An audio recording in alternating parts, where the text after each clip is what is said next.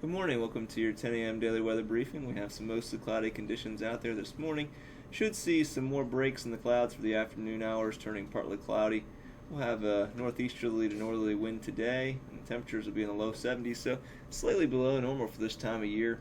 However, we'll see a warm up once we get into the weekend with temperatures rising back in the 80s. Looking at our upper level winds this morning, we have a freezing level at 5,000 feet. That's the lowest I've seen it this summer. Going to continue to see the northeasterly winds in the low levels up to the mid levels today, anywhere from about 15 to 25 knots from 1,000 to 12,000 feet. Then we see an increase up to 32 knots out of the north of 16,000, seeing our peak wind at 48 knots out of the north at 25,000 feet this morning. Looking at our current surface analysis, we have a ridge of high pressure over the eastern United States that's providing us with very nice fall-like conditions across the area. Going to see these northeasterly winds today, then turning more northerly tonight, and that'll allow for us to have a good radiational cooling night with temperatures in the low 50s here at Wallops. Could even see some upper 40s in the center of the Delmarva tonight.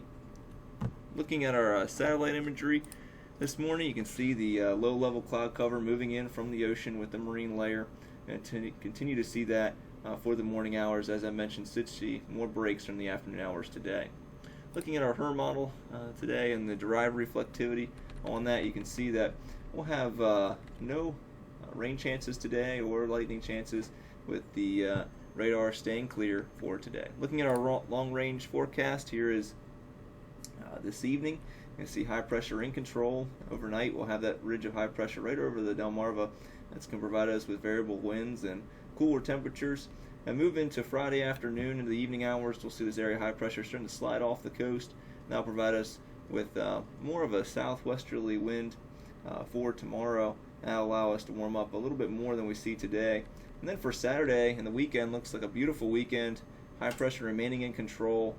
Temperatures in the lower to mid 80s across the peninsula. A little bit breezier on Sunday out of the south as we have that area of high pressure building farther off the coast. And then for Monday, we'll have a weak cold front starting to move towards the region.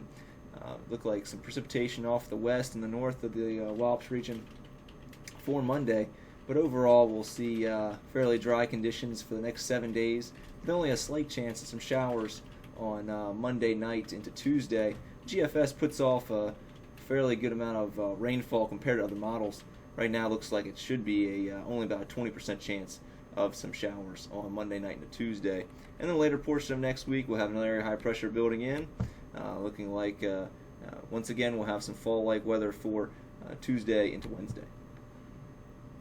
The turn to the tropics, we have Hurricane Umberto that's currently moving away from Bermuda. That provided them with strong winds yesterday. It's currently a 125 mile an hour hurricane with a minimum pressure at 952. We do turn our eyes to Jerry, Tropical Storm Jerry, that's currently over the open waters of the Atlantic with a central minimum pressure of 995, and was just recently increased to a strong tropical storm at 60 knots or 70 miles an hour, moving west-northwest at 14 knots or 16 miles an hour. And taking a look at the track for Jerry real quick, this is getting out into the longer range of early next week and the middle portion of next week. It's expected to be a hurricane and starting to recurve towards Bermuda. We'll continue to monitor the situation and taking a look at the tracks. Here is Bermuda right here. Most of the model guidance is showing a close interaction with Bermuda by the middle of next week as a minimal hurricane. And here is the intensity guidance. Around 120 hours is when it would impact or start to impact Bermuda. You can see it's anywhere from a tropical storm up to a Category 3 hurricane on some of the tropical guidance here. So quite a range as is expected this far out, but clustered around a minimal hurricane at this time.